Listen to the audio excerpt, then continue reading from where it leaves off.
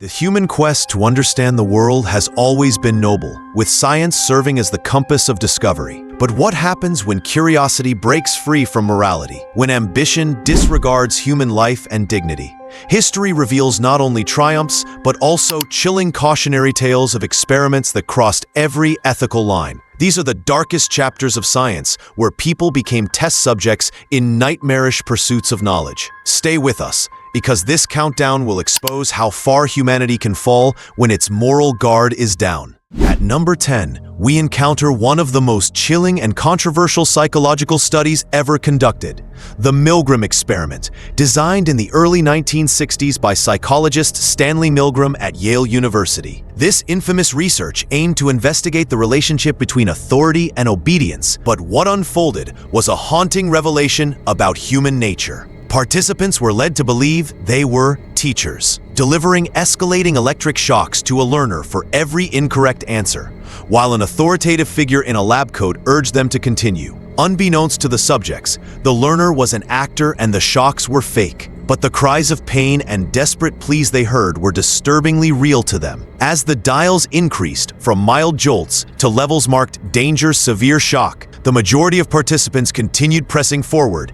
even as they sweated, trembled, and begged to stop. Astonishingly, more than 60% obeyed commands to administer what they believed were lethal 450-volt shocks, proving that ordinary individuals could be driven to cruelty when under pressure from authority. The psychological toll on the participants themselves was staggering. Many left traumatized, shaking, and guilt-ridden, some never fully recovering from the belief that they had harmed another person. Ethically, the experiment was a disaster, as Milgram not only deceived his subjects but also failed to debrief many of them adequately, leaving long-term scars of shame and anxiety. What makes the Milgram study especially disturbing is its timeless lesson. In the right circumstances, anyone can become an agent of harm, not out of malice, but because of obedience. It remains a cautionary tale in both psychology and history, showing how authority can override conscience in terrifying ways. Coming in at number 9 is perhaps the most sinister secret program ever undertaken by the US government, Project MKUltra, a CIA experiment shrouded in mystery, deception, and undeniable cruelty. Launched in 1953 during the Cold War, this covert operation sought to explore mind control, brainwashing, and behavior manipulation in an effort to outpace perceived Soviet advances in psychological warfare. Over the next 2 decades, thousands of unsuspecting individuals were subjected to unethical trials, often without their consent or knowledge. Subjects were dosed with high levels of psychedelics such as LSD, exposed to hypnosis, extreme sensory deprivation, sexual humiliation, and electroshock therapy. Some endured prolonged isolation or brutal interrogations,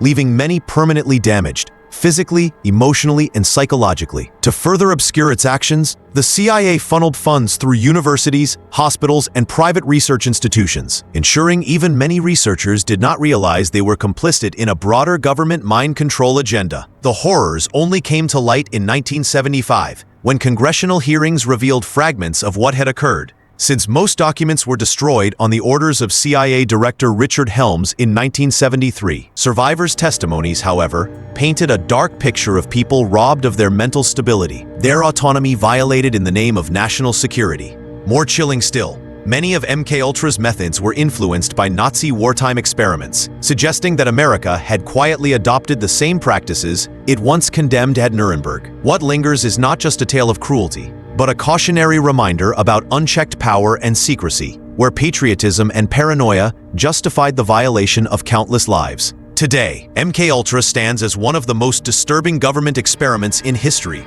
proving that truth is often stranger and more terrifying than fiction.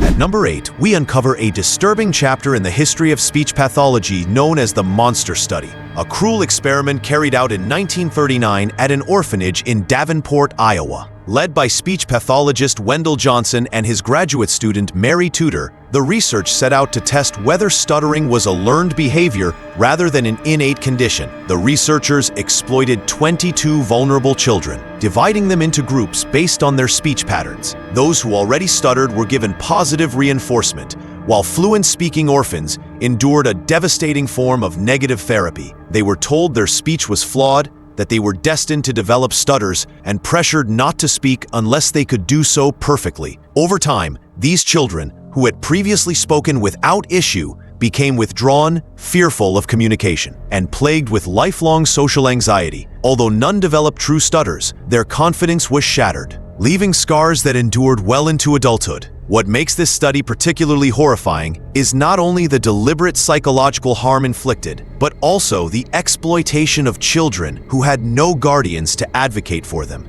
This was not an accidental lapse in ethics, but a calculated choice to target those least likely to resist. For decades, the study was buried, hidden away due to its controversial nature, yet its victims carried the trauma silently. Even within the scientific community of the time, there was recognition that such cruelty crossed a moral line, which is why it remained concealed for so long. The monster study serves as a chilling reminder that words alone can wound as deeply as physical punishment, and that science, when stripped of compassion, can become a weapon of lasting destruction. At number 7, we encounter one of the most unsettling experiments in psychology, the infamous Little Albert experiment, conducted in 1920 by John B. Watson and Rosalie Rayner at Johns Hopkins University. This study set out to prove that fear could be taught through classical conditioning, but its disturbing methodology and lack of ethical concern make it one of the darkest chapters in early behavioral science. Watson selected a healthy, 11-month-old infant and exposed him to a harmless white rat, which initially caused no fear. However, the researchers began pairing the sight of the rat with a sudden, terrifying noise, striking a steel bar with a hammer behind the child's head. After repeated trials, the baby began to cry at the mere sight of the rat, even when no sound was present. What made the experiment even more disturbing was that the induced fear generalized beyond the rat, spreading to a rabbit, a dog, a fur coat, and even a Santa Claus mask, showing how a single traumatic association could ripple across unrelated experiences. The ethical violations were severe. Watson deliberately created lasting phobias in a defenseless child, then failed to reverse the damage when the study ended prematurely. Little Albert was taken away before any attempt at deconditioning, leaving him with lifelong fear responses. Beyond the immediate cruelty, the study raises haunting questions about the responsibility of scientists to protect their subjects, especially children. Despite its unethical design, this experiment became foundational in psychology, shaping theories of behaviorism and conditioning. Yet its legacy forces us to confront an uncomfortable truth. Some of the most influential scientific discoveries are rooted in human suffering, making it a textbook reminder of why strict ethical guidelines exist today. At number 6, we step into the nuclear era, where Project Farpoint turned an environmental catastrophe into one of the most grotesque human experiments in American history. Following the 1954 Castle Bravo nuclear test in the Marshall Islands, an unexpectedly massive explosion released radioactive fallout that contaminated nearby islands and their inhabitants. Instead of prioritizing humanitarian aid, the U.S. government initiated Project 4.1, a secret study designed to observe the effects of radiation exposure on living populations.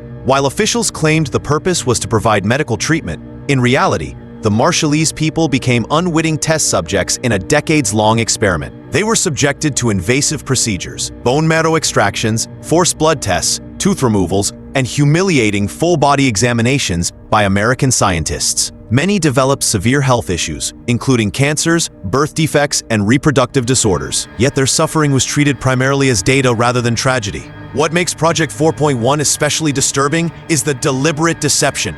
The exposed islanders were never properly informed or asked for consent, and their pleas for justice were routinely denied. Even worse, the project involved high-level collaboration between the U.S. Navy, Los Alamos National Laboratory, and other institutions, proving it was not the act of a rogue scientist, but a systemic abuse of power. This exploitation of an entire community reveals the dark reality of the noble cause fallacy, that supposed scientific progress justified human suffering. To this day, survivors and their descendants continue to demand recognition and reparations, making Project 4.1 not just a historical violation, but an ongoing injustice. It remains a haunting example of how, in the nuclear age, entire populations could be transformed into laboratories without their knowledge. At number 5, we encounter one of the most notorious and chilling psychology experiments ever conducted, the Stanford Prison Experiment of 1971, led by Philip Zimbardo. What began as a study of power dynamics and prison behavior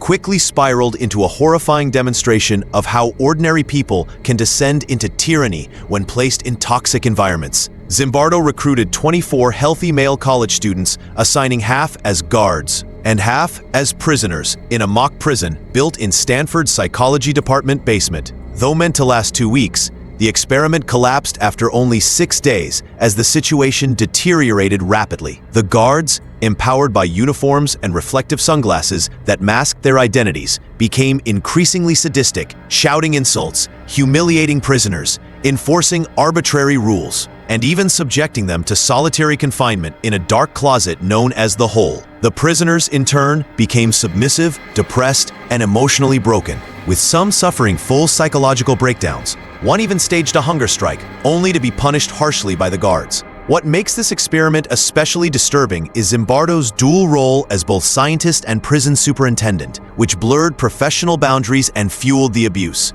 Rather than intervening, he became complicit, prioritizing the simulation over the safety of his subjects. The Stanford prison experiment revealed the terrifying ease with which situational power corrupts behavior, suggesting that cruelty and dehumanization are not limited to inherently bad people, but can emerge from social structures themselves. Its legacy is both scientific and cautionary, raising ethical alarms about human experimentation and exposing the fragile line between order and chaos. Today, it stands as a stark reminder that under the wrong circumstances, anyone can become the oppressor. At number 4, we uncover one of the darkest secrets in medical history, the Guatemalan Syphilis Study, carried out between 1946 and 1948 under the direction of U.S. physician John Charles Cutler. Conducted in the aftermath of World War II, when the horrors of Nazi experiments had already shocked the world, this project revealed a disturbing truth. Unethical research did not end with the Nuremberg trials. In this study, more than 1,300 Guatemalan soldiers, prisoners, psychiatric patients, and even children in orphanages were deliberately infected with syphilis, gonorrhea, and chancroid without their knowledge or consent. The methods of infection were barbaric. Some victims were exposed to infected sex workers, while others were subjected to even more horrific procedures.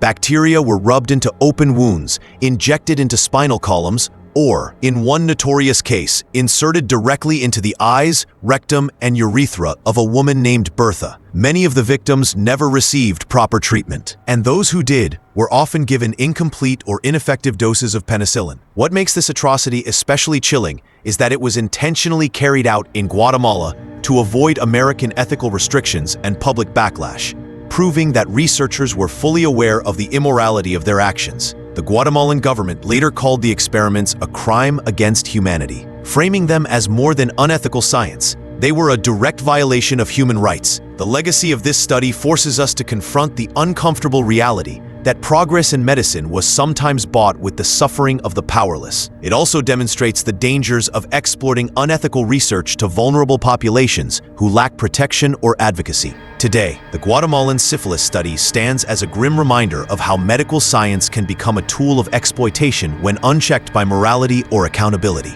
At number 3, we turn to a deeply troubling figure often celebrated as the father of modern gynecology, Marion Sims, whose surgical breakthroughs were made possible through the exploitation of enslaved black women in the mid-19th century. Between 1845 and 1849, Sims performed repeated excruciating surgeries on women such as Anarcha, Lucy, and Betsy, who are now remembered as unwilling pioneers of gynecological science. These procedures, aimed at repairing vesico-vaginal fistulae, were carried out without anesthesia, despite its availability at the time. Sims justified this by claiming that black women felt less pain, a racist pseudoscience that allowed him to rationalize barbaric practices.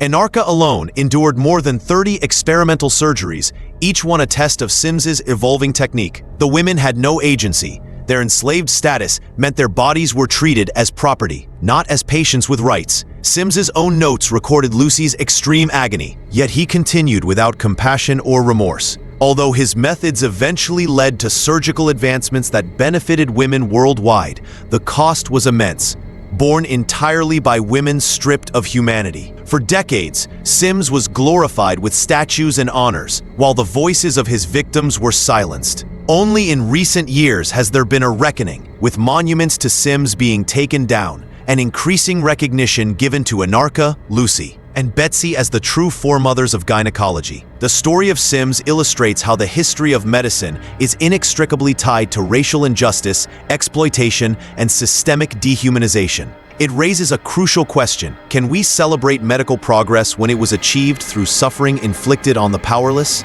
This debate continues to shape conversations about equity and ethics in medicine today. At number 2, we confront one of the most horrifying wartime atrocities in human history: the secretive Japanese research program known as Unit 731. Operating under the guise of an epidemic prevention and water purification department during World War II, this covert unit conducted unspeakable human experiments on prisoners of war, Chinese civilians, and other captives. The sheer brutality is almost beyond comprehension. Victims were subjected to live vivisections without anesthesia, amputations with limbs sewn onto other parts of the body, and gruesome frostbite trials where body parts were frozen solid and then shattered. Others were deliberately infected with lethal diseases such as plague, syphilis, and gonorrhea, often through sexual assault, in order to study the spread of infection. The victims, stripped of their humanity, were euphemistically referred to as maruda, or logs, a dehumanizing term that allowed the perpetrators to psychologically distance themselves from their crimes. Yet perhaps the most disturbing element is what happened after the war. When Japan surrendered, the United States struck a secret deal. Instead of being prosecuted for war crimes, Unit 731 scientists were granted immunity in exchange for their data. This decision prioritized military intelligence over justice, effectively rewarding one of the worst atrocities of the 20th century. The survivors received no acknowledgement, no reparations, and no justice, while the perpetrators went on to prestigious careers in medicine and research. Unit 731 stands as a haunting example of how science can be weaponized for cruelty and how geopolitics can erase accountability. Its legacy is not just one of human suffering, but of a global failure to uphold moral responsibility in the pursuit of power.